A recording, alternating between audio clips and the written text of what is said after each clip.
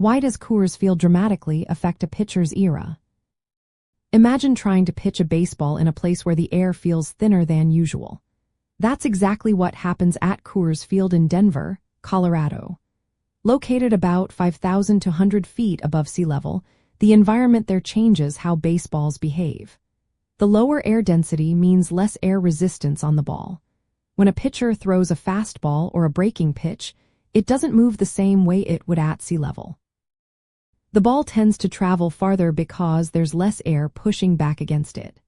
This means more fly balls can turn into home runs or extra hits, which makes a pitcher's earned run average look worse. The reduced air resistance also affects how pitches move. Breaking balls like sliders or curveballs relying on spin and air resistance to create movement. At Coors Field, these pitches don't break as much. For example, a fastball that normally has about 3 inches of vertical movement at other parks might have only about 1 inch of movement at Coors. This makes it easier for hitters to make solid contact. When pitches don't move as much, batters can see the ball better and hit it harder. That's why pitchers often struggle more here, giving up more runs and inflating their traditional statistics. Coors Field has a reputation for being a hitter's paradise. Batting averages, on-base percentages, slugging percentages, and weighted on-base averages are all higher at this ballpark than anywhere else. This means hitters find it easier to get hits and hit home runs. For pitchers, this environment can be a nightmare. Even very good pitchers tend to have higher eras when they pitch at Coors. The Rockies team era is often higher than league average, partly because of the park's effects on pitching.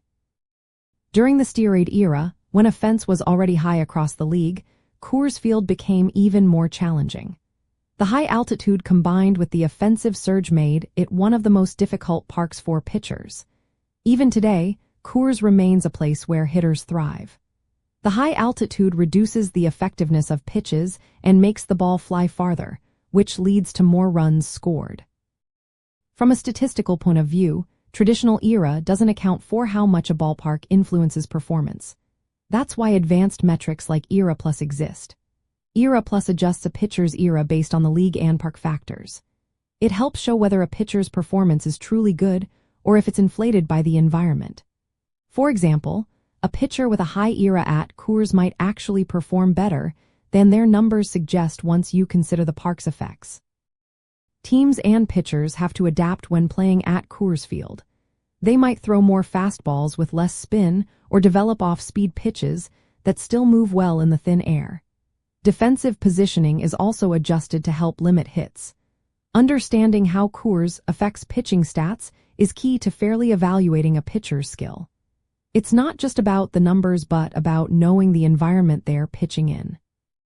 So, the reason Coors Field dramatically affects a pitcher's era is mainly because the high altitude reduces air resistance, making the ball fly farther and reducing pitch movement. This environment leads to more hits and runs, which makes traditional era figures look worse than they really are.